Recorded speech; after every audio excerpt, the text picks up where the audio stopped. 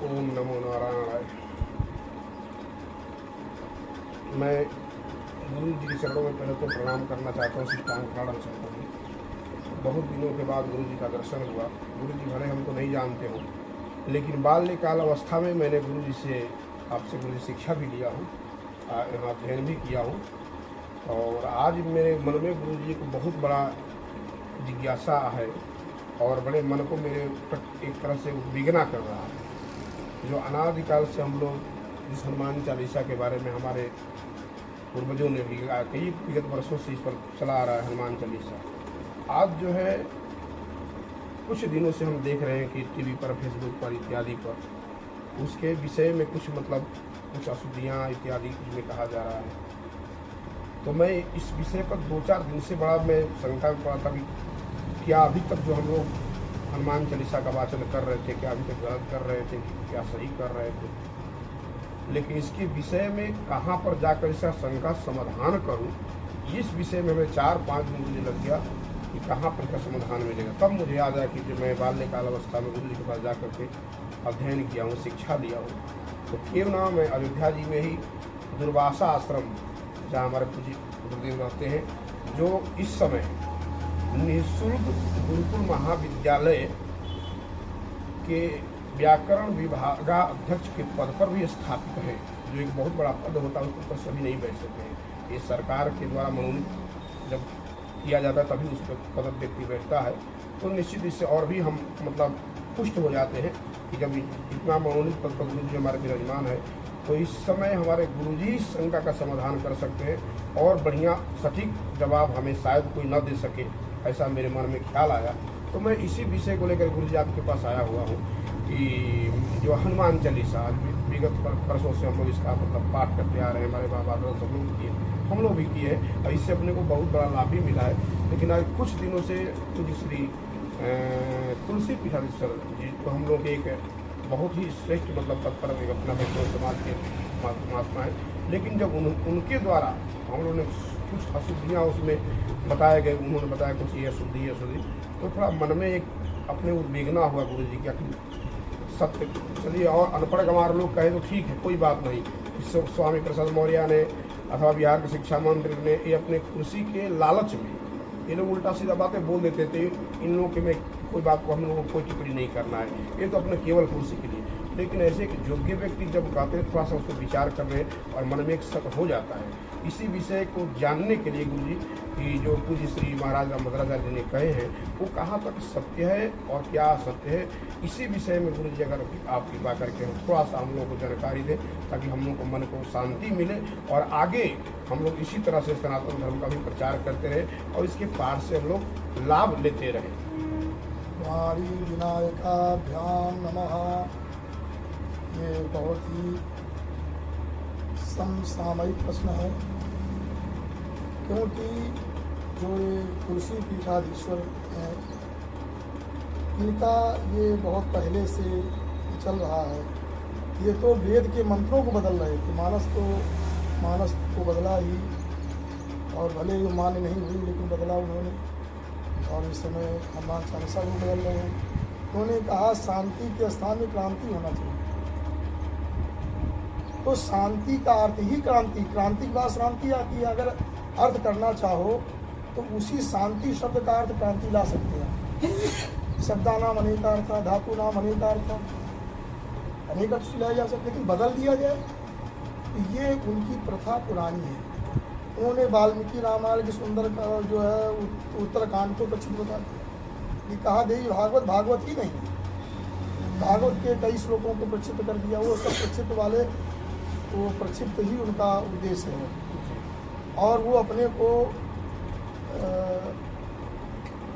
इस संसार का सबसे श्रेष्ठ अपना मानती है, तो अपने को मानने से कुछ नहीं होता। अब यहाँ पर जो कहा गया है, अब यह हम लोग जानते हैं, जब से हम छोटे थे और पहले से ही ये जो हनुमान चालीसा यही सब लोग पाठ कर रहे हैं और सबका हित भी हो रहा है। अब इसमें जो शंकर सुवन केसरी नंदन कहा गया है, तो शंकर सुवन में उनको क्या आपत्ति है?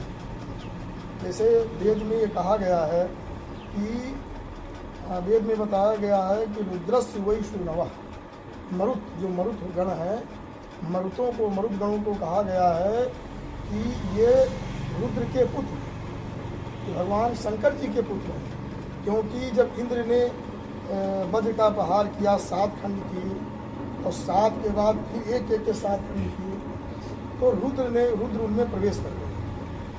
तो रुद्र के इस नाते रुद्र की शक्ति के द्वारा, महिमा द्वारा वो बच गए, मरे नहीं। 49 खंड होने के बाद भी जीवित रहे। तो वेद में कहा गया है मरुतों के लिए रुद्रस्य वै सुनवा, ये रुद्र के पुत्र। तो पवन जो है रुद्र के पुत्र हैं, और हनुमान जी क्या पवन पुत्र हैं। जब पवन पुत्र हो गए तो अब पवन तनय कहा गया, पवन तनय संकट हरण मंगल मूर्ति रूप, पवन तनय भी कहा गया, पवन के भी पुत्र हैं। तो पवन के पुत्र हैं, और पवन जो है शंकर जी के पुत्र हैं, जो वेद में कहा गया रुद्रस्य वै सुनवा।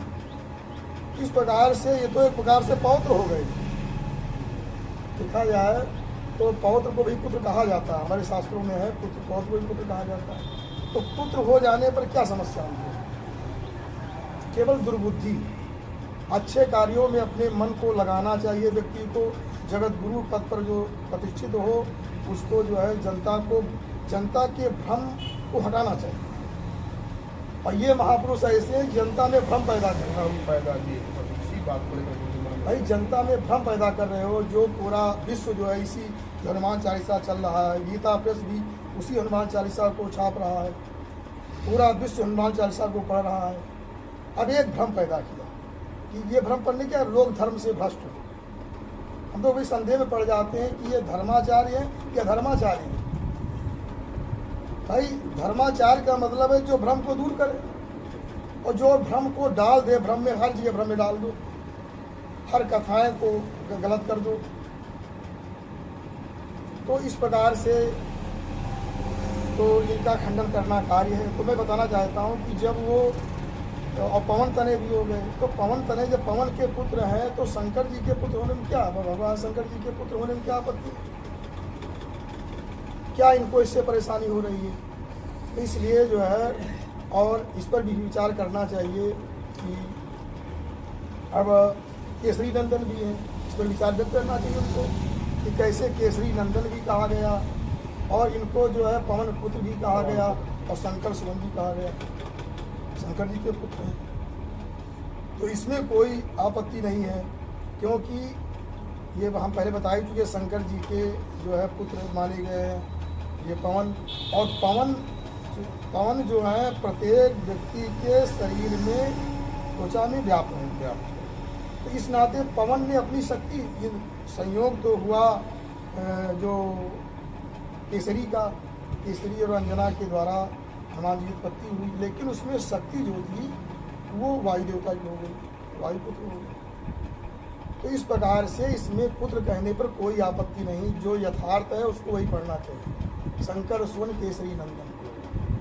और इसमें कोई आपत्ति नहीं आती है। देवता शरीर में व्याप्त है, थोड़ी कोई दूसरा पुरुष आता है। बहुत लोग तो जो विधर्मी लोग हैं वो तो आक्षेप करते हैं हनुमान जी के कई पिता थे, लेकिन वो बुद्धिहीन है और उनके अंदर ये ज्ञान नहीं है कि वो देवता हैं, और वायु देवता पूरे शरीर में रहते हैं, उनकी शक्ति समाहित उसमें हो गई। इस प्रकार से हनुमान जी की उत्पत्ति हुई। तो इस प्रकार से अब इसमें जो वो कह रहे हैं कि शंकर जी के, तो और दूसरी बात मैं बताना चाहता हूँ, कहीं कहीं ये होता है कि अलग अलग पाठ भेद, कहीं कहीं सरस्वती आदि में भी कहीं कहीं देखा जाता है, किसी पद्धति में थोड़ा अंतर, किसी में थोड़ा अंतर हो गया। तो इसका मतलब नहीं कि हम उसका खंडन कर देंगे। हाँ, एक मैं उपाय बताता हूँ, चलो ठीक, अगर पाठ भेद मान लीजिए, चलो किसी पद्धति में लिखा होगा, चलो, लेकिन उसका खंडन कर देना गलत है, ये अत्यंत गलत है। इसको कभी कोई महापुरुष लोग स्वीकार नहीं कर सकते हैं। अगर उपाय अगर आप वास्तविक धार्मिक हैं तो आप ये कह दी भाई चलो ये विकल्प हो गया है, विकल्प से कहीं लिख गया होगा, लेकिन सर्वाधिक जो मान्य है, जो वर्तमान में हनुमान चालीसा चल रहा है, वही सर्वाधिक मान्य है, और वही महापुरुषों ने माना, वही चला है। इसलिए अगर शंकर सुवन है तो भी ठीक है, और अगर शंकर अगर स्वयं कहीं मान लिया कहीं लिखा हो, हम तो नहीं देखे कहीं लिखा, लेकिन कहीं लिखा भी होगा, तो मान लिया कि भाई चलो कहीं पाठभेद हो सकता है। इस तरह से समाधान करना चाहिए। न कि समाधान खंडन कर देना समाधान होता है। अब बताओ जो लोग इतने दिनों से पाठ कर रहे हैं वो तो ये सोच रहे हैं कि हमारा सब गलत हो गया और फिर सुधारने में बड़ा समय लग जाएगा। इस नाते मैं बताना चाहता हूँ कि ये नहीं कोई ऊंचे पद पर बैठा तो उसकी सारी बातें मान्य होती हैं। इस नाते जिसके अंदर विवेक हो, अंदर वाले नेत्र अगर नहीं है, हम तो बाहर वाले नेत्र की निंदा नहीं करते हैं, बाहर बैठना हो ठीक है, लेकिन अंदर वाला नेत्र होना चाहिए। इसका अंदर वाला नेत्र भी जल गया है।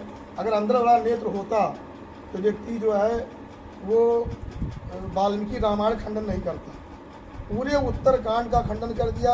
और उत्तरकांड की प्रामाणिकता जो है वो बालकांड में लिखा गया है कि षट कांडान तथोत्तरम, उत्तरकांड की चर्चा की गई बालकांड में, उसको भी कहते खंडित है। इस प्रकार से जो सब जगह सबका कहते थे भागवत कोई पुराण ही नहीं है, तो अनेक प्रकार से जो हमारे धर्मशास्त्रों का और कहे वो ये इतना बोल देते, कहते हैं मैं तो 100 प्रमाण मानता हूँ, अब पुराण में भी नहीं मानते, सबका खंडन करना।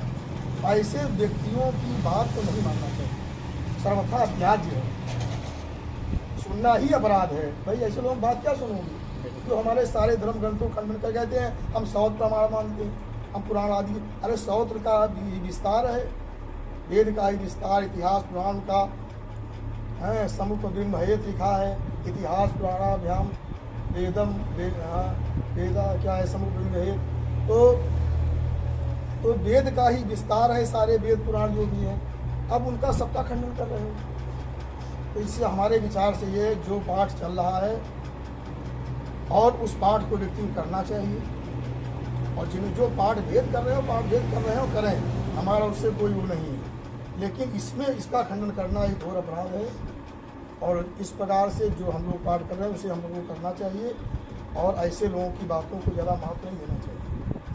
इस प्रकार से शंकर सुवन केसरी नंदन तेज प्रताप महाजगवंदन बिल्कुल सत्य है, और शंकर जी के वो पुत्र हैं। और अगर कोई ये भी कहता हम उसका हम खंडन नहीं करते, इसका मंडन करते हैं, क्योंकि ये इसमें कोई के द्वारा कोई दोष नहीं है, ना आपने कोई ऐसा कोई प्रमाण दिया है कि ये जो है पुत्र नहीं हो सकते हैं, या प्रमाण दीजिए इस पर। तो मैं तो प्रमाण दे रहा हूँ कि जब पवन के पुत्र हो सकते हैं तो शंकर जी के पुत्र कैसे नहीं हो सकते हैं। हमारा प्रमाण है कि भाई पवन के पुत्र हैं और पवन जो है शंकर जी के पुत्र हैं, तो कैसे नहीं हो सकते। इस प्रकार से मैं इन्हीं शब्दों के साथ ज़्यादा ना कह करके और इन जो भ्रमात्मक जो बात बोलते हैं उनसे अब जनता को सावधान होना चाहिए, सावधान होकर के जो सही बातों को स्वीकार करना चाहिए, ऐसे भ्रमात्मक अपनी प्रसिद्धि के लिए। एक मिनट गुरु मैं रुकना चाहूँगा यहाँ पर। जैसे बिल्कुल आपने सत्य कहा कि मतलब पाठ भेद।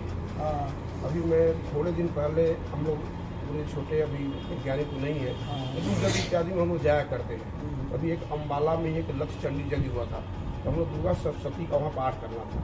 तो जो हमारे इधर का दुर्गा सप्तशती है उसमें पाठ कुछ और था, और दक्षिण भारत वाली दुर्गा सप्तशती में थोड़ा बहुत पाठ में अंतर था। तो आपने अभी जिसे गुरु जी बताया हनुमान जी पाठ भेद हो सकता है, बिल्कुल इस बात का मैं बिल्कुल मुझे पूर्ण मुझे विश्वास हो गया कि बिल्कुल राम भद्राचार्य जी ये अगर बोलते हैं पाठ भेद, ये बिल्कुल सत्य बात है, लेकिन गलत काट देना इससे हमें साक्ष्य मिल गया कि नहीं बिल्कुल पाठ भेद हो सकता है। और तुलसीदास जी तो गुरु जी कोई साधारण पुरुष थे नहीं, सब लोग कहते हैं कि बाल अम्मे को तुलसी वाल्मीकि तुलसी, अथवा वही तुलसीदास को शास्त्र प्रमाण करता है कि जिनके कल्याण के लिए भगवान खुद आकर दर्शन दिए, उनके हाथों से चंदन लिए, तो कोई साधारण व्यक्ति को लिखा हुआ एक ग्रंथ। ये मंत्र है साबर मंत्र जाल के शिवजा शंकर जी के द्वारा उनको प्राप्त हुए साबर मंत्र है। ये सब मंत्र है, इन मंत्र में शोधन करना ये उचित नहीं है। तो जैसा है उसका अर्थ केवल अर्थ आप करिए। अब ये थोड़ी मानस के साथ वेद का ही पहले प्रयास किए, वेद का हम बदल दे, मंत्रों को बदल दे, बहुत प्रयास निकाल रहा, सफल नहीं हो पाए। ये तो वो भी चाहते थे कि ये उत्तरकांड जो रामायण में दिखाया गया है ये उनका विरोध किए थे, उत्तरकांड अप्रमाणिक मत दिखाइए, लेकिन फिर भी यहाँ जो है उन्होंने दिखाया, क्योंकि उन्होंने विद्वानों से सलाह लिया। विद्वानों ने कहा नहीं उत्तरकांड प्रमाणिक है, क्योंकि बालकांड में लिखा है षटकांडान तथोत्तरम, ये चिल्लाते रह गए और वो उत्तरकांड दिखा दिया। सफल नहीं हो पाएंगे। तो इस प्रकार सफल कैसे हो पाएंगे? ये भागवत में जो लिखा है कि राम जी स्वतः जाते हैं, सुनते हैं अपने कानों से कि हमारी निंदा हो रही सब जगह वाल्मीकि, तो उसको भी ये प्रचित मान लेते हैं। जहाँ जहाँ ये श्लोक सीता वो सभी प्रचित मान लेते हैं। तो सब प्रचित है, मान लीजिए हम तो कहते यही प्रचित है, जो सबको बोलिए वही प्रचित हो गया, उसकी बात प्रचित मानिए, उसकी बात प्रमाणित मत मानिए। जो है अपने सारे धर्म ग्रंथों की जो है सही अर्थ करना चाहिए, उनकी रक्षा करनी चाहिए, उनको नाश कर रहे हो। हमारा सनातन धर्म इसीलिए नष्ट हो रहा है, और कोई कारण थोड़ी। एक दूसरे देवताओं की निंदा, अपने ग्रंथों की निंदा, उसी बल पा करके तो ये सब बोल रहे हैं चौपाई गलत, ये चौपाई शोधन कर रहे हैं। पहले यही लोग शोधन करते हैं ना, ये लोग हमारे जो पुरोधा बने बैठे हैं, गद्दी छिकाए बैठे, वो लोग गलत बोलते हैं, तभी जनता बोलती है। भाई तुम लोग जब कहते हैं चौपाई गलत है, हनुमान चालीसा वो भी कहते हैं गलत है, उनको बोलने का मौका आप दे रहे हैं। तो इस प्रकार से इन्हीं शब्दों के साथ वाणी को विराम। असतो मां सद्गमय तमसो मां ज्योतिर्गमय मृत्योर्मामृतम गमय। ओम शांति शांति। बस गुरु जी के चरणों में मेरा पुनः प्रणाम साष्टांग है। आज मुझे पूर्ण संतुष्टि मिल गई कि जो मन में हमारे उनका चल रहा था, वो जो हमारी पुरानी प्रति है वही सत्य है। गुरु जी के माध्यम से हमें ज्ञात हुआ, और मैं भी सबसे ही कहना चाहूँगा अपने दोस्त मित्र, जो हमारी प्रथा चली आ रही है उसी पर हम लोग अमल करें, वरना फिर वही भागवत जी का श्लोक सार्थक हो जाएगी, बरसे बरसे क्रमा जाती मंगलम नापि दृश्यते हैं। तो यही बस ऐसे महापुरुषों की वजह से मतलब ये सब हमारा हम लोग मन विकसित हैं। तो मैं गुरु जी के चरणों में प्रणाम तो मैं संतुष्ट हुआ गुरु जी कि हमारी जो पुरानी प्रथा हनुमान चालीसा की है वही प्रति हम लोग के लिए लाभकारी होगा। गुरु जी के चरणों में साष्टांग।